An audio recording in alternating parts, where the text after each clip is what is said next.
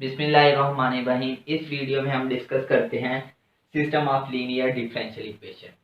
जैसा कि पहले आप अलजेब्रा में सबसे पहले आप क्या करते थे, आप एक फर्स्ट लीनियर इक्वेशन को सॉल्व करना सीखते हैं, यानी आपके पास x plus Y is equal 3, इसे आपने सॉल्व करना सीखा। इसके बाद आपके पास क्वाड्रेटिक इक्वेशन थी, आपने इसे सॉल्व करना सीखा।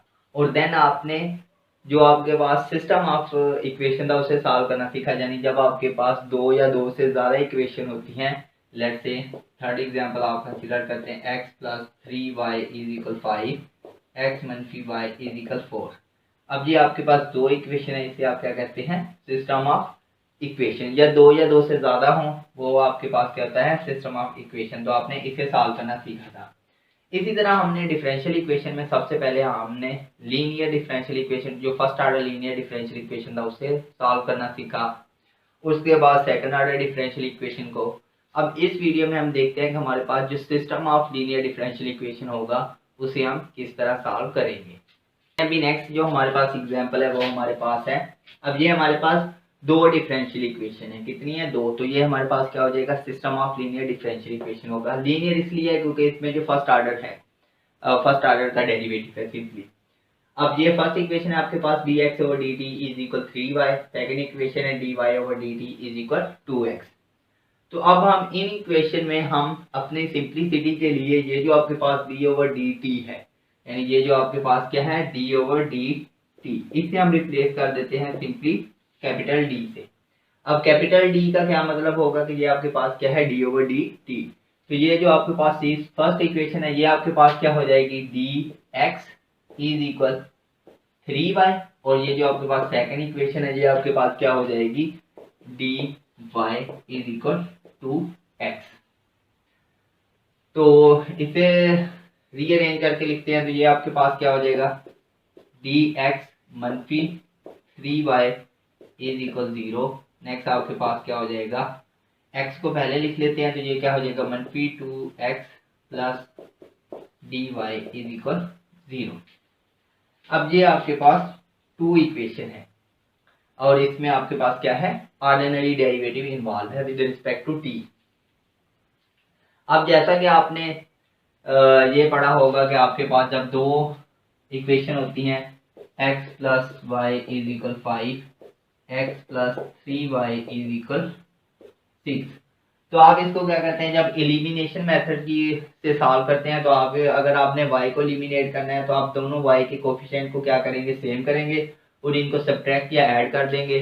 तो आपके पास सिंपली एक कोफिशिएंट x बच जाएगा। x की वैल्यू आप फाइंड आउट करके आप दोबारा y में पुट कर देंगे, तो ये वहां से क्या कर लेंगे, आप y की वैल्यू को क्या कर लेते हैं, फाइंड आउट कर लेते हैं।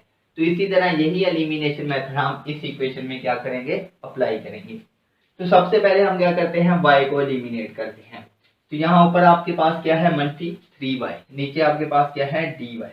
मतलब ऊपर वाली जो फर्स्ट इक्वेशन है ये आपके पास अगर फर्स्ट इक्वेशन है, ये आपके पास सेकंड इक्वेशन है। तो फर्स्ट इक्वेशन को आपको किससे मल्टीप्लाई करवाना पड़ेगा, d के साथ, और जो सेकंड इक्वेशन है उसे आप किसके के साथ मल्टीप्लाई करवाएंगे, 3 के साथ। तो फर्स्ट इक्वेशन को जब d के साथ मल्टीप्लाई करवाएंगे, पूरी इक्वेशन को d के साथ मल्टीप्लाई करवाना पड़ेगा, तो d स्क्वायर x यहाँ आ जाएगा मनफी 3dy इज इक्वल 0। अब इसी तरह सेकंड इक्वेशन को हम किसके साथ मल्टीप्लाई करवाएंगे, 3 के साथ। तो ये क्या हो जाएगा, 3 को 2 के साथ मल्टीप्लाई करवाएंगे तो मनफी 6x। अब यहाँ आपके पास क्या आ जाएगा, 3dy is equal, right side पर 0 है तो ये 0 ही रहेगा। दोनों इक्वेशन को सिंपली क्या करवा दे, ऐड करवा दे। ऐड करवाएंगे तो ये कैंसिल आउट हो जाएगा और यहाँ से आपके पास क्या बच जाएगा, d स्क्वायर x मनफी 6x इज इक्वल 0। अब ये आपके पास क्या बन गई है, सेकंड ऑर्डर डिफरेंशियल इक्वेशन, यानी इसमें डेरिवेटिव कितने ऑर्डर का है, 2 डेरिवेटिव का है। तो इससे पहले हमने वीडियो में होमोजीनियस, अब ये होमोजीनियस भी है क्योंकि राइट साइड पर आपके पास 0 है। तो इसको सॉल्व करने के लिए हमने देखा था इसकी क्या बनाते हैं, हम ऑक्सिलरी इक्वेशन बनाते हैं, उसके रूट निकलते हैं और उन्हीं रूट की बुनियाद पर हम क्या करते हैं, अपना सॉल्यूशन लिखते हैं। तो इसकी जो ऑक्सिलरी इक्वेशन वो क्या बनेगी, ऑक्सिलरी इक्वेशन में जो हमारे पास nth डेरिवेटिव होता है उसे हम रिप्लेस करवा देते हैं m की पावर n से। तो यहाँ आपके पास क्या हो जाएगा, m स्क्वायर और साथ में क्या आ जाएगा, -6 इज इक्वल 0, ये आ जाएगा आपके पास। और जब इसमें हमने क्या करनी है, x की वैल्यू फाइंड आउट करनी है, तो ये क्या हो जाएगा, m² इज इक्वल 6, दोनों साइड पर अंडर रूट ले लें तो m की वैल्यू m1 आपके पास आ जाएगा, √6 से जो प्लस का एक आ जाएगा और साथ में आपके पास एक माइनस का आ जाएगा। तो अब ये आपके पास क्या आए हैं, 2 डिस्टिंक्ट रूट आए हैं और आपके पास रियल भी हैं, क्योंकि ये -6 था, राइट साइड पर जाकर +6 हो गया, दोनों साइड पर हमने क्या सिंपली अंडर रूट लिया, एक प्लस √6 एक माइनस √6। इसके लिए जो हमारे पास सोल्यूशन होता है वो हमारे पास जो जनरल सोल्यूशन हम लिखते हैं ऑक्सिलरी इक्वेशन के रूट की बुनियाद पर हमने 3 केसेस डिस्कस किए थे, जब आपके पास रियल और डिस्टिंक्ट रूट हो, सेकंड केस था रियल और इक्वल रूट्स हों, और थर्ड केस था आपके पास कम्प्लेक्स रूट हो। तो ये आपके पास फर्स्ट केस है। अब यहाँ आपके पास x है, तो यहाँ आपके पास, क्योंकि ये हमारे पास ऑक्सिलरी इक्वेशन में जो डिपेंडेंट वेरिएबल है वो आपके पास क्या है, x है, तो ये आपके पास यहाँ क्या आएगा, x ऑफ t, क्योंकि इंडिपेंडेंट वेरिएबल इस इक्वेशन में क्या यूज हो रहा है, t। तो ये आपके पास x ऑफ t होगा, तो यहाँ से आपके पास क्या आएगा, आपके पास c1 e की पावर -√6 कह लें प्लस c2 e की पावर, साथ में आपके पास t भी आएगा, e की पावर √6t। अब ये आपने किसकी वैल्यू फाइंड आउट कर ली है, x ऑफ t की। अभी नेक्स्ट हम वैल्यू क्या फाइंड आउट करनी है, हमने y ऑफ t की वैल्यू को फाइंड आउट करना है। तो ये हमने x के लिए वैल्यू क्या कर ली है, फाइंड आउट कर ली है। यानी इस इक्वेशन में जिस तरह हम पहले x की वैल्यू फाइंड आउट करते हैं या y की, फिर हम दोबारा जब एक वेरिएबल की फाइंड आउट कर लेते हैं तो फिर दोबारा सेकंड वेरिएबल की फाइंड आउट करते हैं। तो अभी इन्हीं 2 इक्वेशन को सॉल्व करना है, लेकिन अब हमने किसके लिए वैल्यू फाइंड आउट करनी है, y के लिए, तो हमें x क्या करना पड़ेगा, एलिमिनेट करना पड़ेगा। तो ऊपर है x के साथ d है, नीचे x के साथ -2 है, तो फर्स्ट इक्वेशन को 2 के साथ मल्टीप्लाई करवा दें, तो ये आपके पास क्या हो जाएगा, 2dx, और यहाँ क्या हो जाएगा, -6y इज इक्वल 0। नीचे आपके पास क्या हो जाएगा, निचली इक्वेशन जो सेकंड इक्वेशन है उसे आप d के साथ मल्टीप्लाई करवा दें, तो ये आपके पास 2dx plus d² is equal 0, इन दोनों को ऐड करवा दें, अब ये 0 हो जाएगा। अब यहाँ से आपके पास क्या आ जाएगा, d² -6y इज इक्वल 0। अब ये भी आपके पास homogeneous second order differential equation है, तो इसकी भी ऑक्सिलरी इक्वेशन बना दें। ऑक्सिलरी इक्वेशन में आपके पास क्या बन जाएगी, m² -6 इज इक्वल 0, m की वैल्यू अगेन आपके पास एक m1 की वैल्यू -√6 आ जाएगी और एक m2 की वैल्यू +√6 आ जाएगी। तो इसके लिए जो आपके पास फिर आपके पास डिस्टिंक्ट रूट है, तो यहाँ से आपके पास जो y ऑफ t होगा वो आपके पास आ जाएगा c1 e की पावर c3 आएगा, c1 और c2 आपने 2 कांस्टेंट पहले यूज कर ली हैं। अभी नेक्स्ट c3 आएगा, c3 में आपने क्या करना है, ये आपके पास वैल्यू हो जाएगी -√6t प्लस c4 e की पावर +√6t। अब ये आपके पास आ गई है y ऑफ t की वैल्यू। अब हमने नेक्स्ट क्या करना है, अब हमने कांस्टेंट 2 कांस्टेंट यूज करने हैं। यहाँ तो हम क्या करेंगे, c1 c2 को कन्वर्ट कर लेंगे c4 c3 में, या इस तरह करेंगे c3 c4 के लिए हम वैल्यू फाइंड आउट कर लेंगे c1 और c2 की।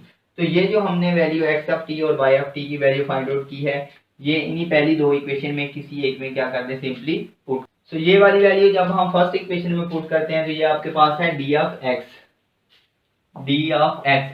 x की वैल्यू ये है आपके पास, ये पुट कर दें, ये आपके पास है c1 e की power -√6t plus c2 e की पावर √6t, ये आ जाएगा। अब साथ में क्या है, -3y y की वैल्यू आपने ये लिखी हुई है, ये आपके पास है c3 e की power -√6t plus c4 e की पावर √6t इज इक्वल आपके पास क्या है, 0।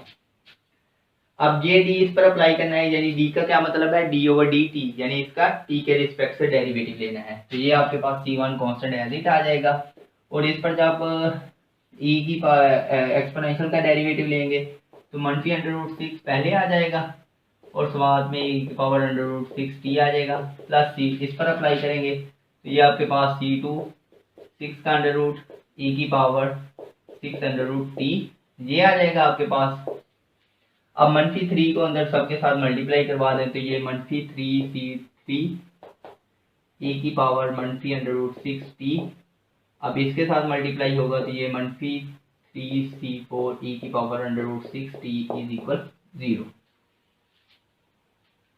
अब इसमें e की पावर -6t है, इसमें भी e की पावर -6t है, तो ये क्या ले लें कॉमन, तो ये यहाँ क्या बच जाएगा c1 और साथ में अंडर रूट 6 c1 ये आ जाएगा।